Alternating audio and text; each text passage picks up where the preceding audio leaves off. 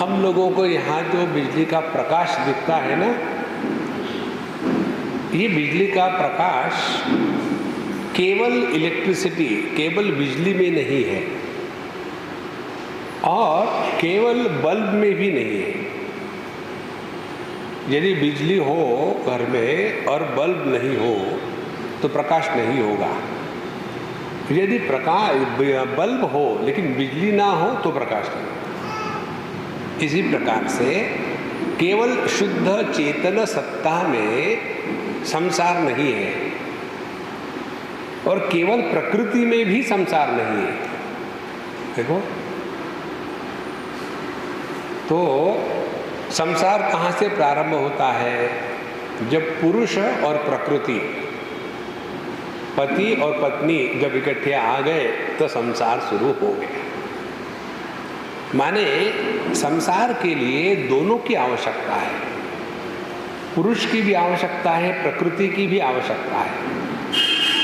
और अब इसकी अगली बात,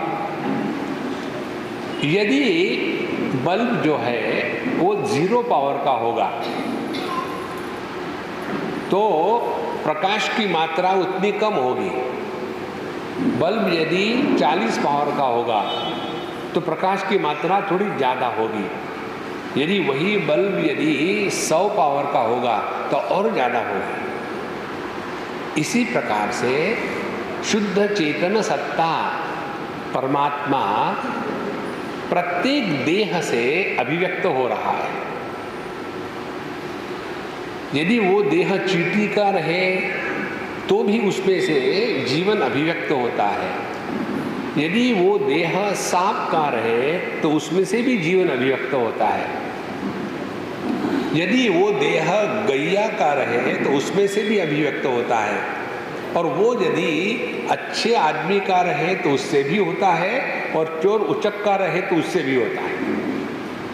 माने जैसे बल्ब के लिए, बिजली के लिए ये चक्कर नहीं है, बिजली ये नहीं देखती कि ये छोटा बल्ब है, ये बड़ा बल्ब है। हाँ, इसी प्रकार से चेतन सत्ता, शुद्ध चैतन्य किसी भी देह के माध्यम से जब प्रकाश के माने मन के रूप में प्रकट हो सकता है तब वह देह, उसको जिंदा देह कहते हैं।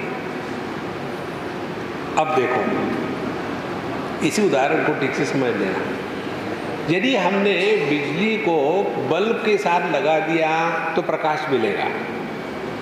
यदि उसी बिजली को हीटर के साथ लगा दिया तो गर्मी मिलेगी। उसी बिजली को यदि फ्रिज के साथ लगा दिया तो ठंडक मिलेगी। तो बिजली में ना तो प्रकाश है, ना तो गर्मी है, ना तो ठंडक है। ये किसके गुणधर्म है? ये वो बल्ब के है, हीटर के है और फ्रिज के है। ठीक बात है ना? इसी प्रकार से चेतन सत्ता जब गाय के माध्यम से प्रकट होती है तो दूध देती है। वही चेतन सत्ता जब एक कोबरा के माध्यम से प्रकट होती है तो जहर देती है। जो मरी हुई गाय है उसमें से ना तो दूध निकलेगा और जो मरा हुआ सांप है वो ना इसको काटेगा। इसको ठीक से समझ लेना, सिद्धांत पर हम पहुंच रहे।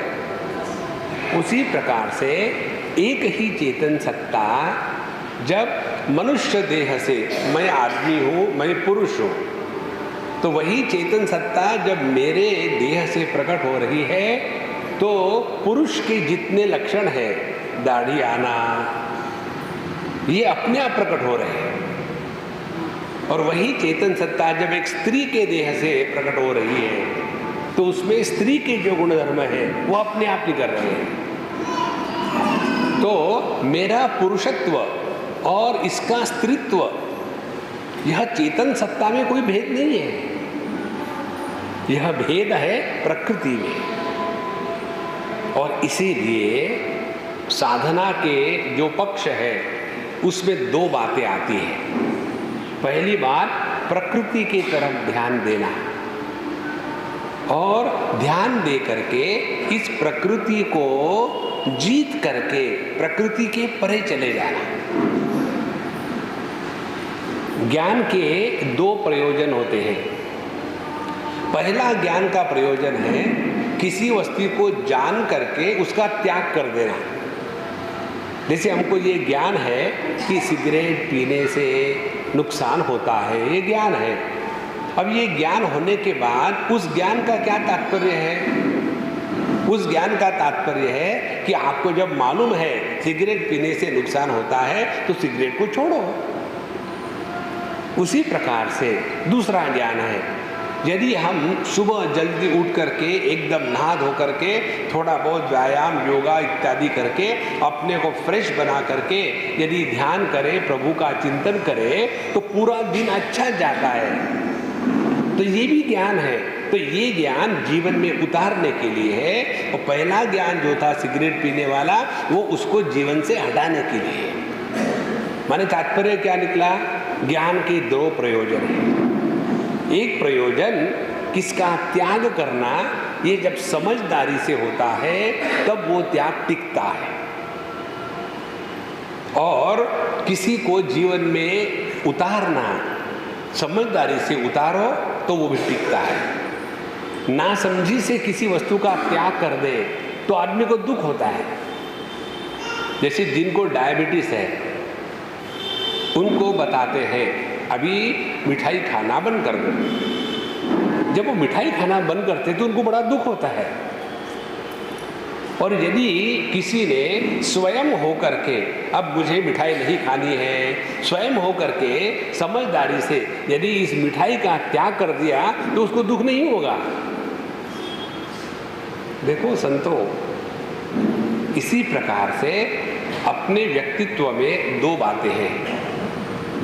एक है चैतन्य और दूसरी है प्रकृति। इसमें प्रकृति के बारे में जान करके उसका त्याग करना है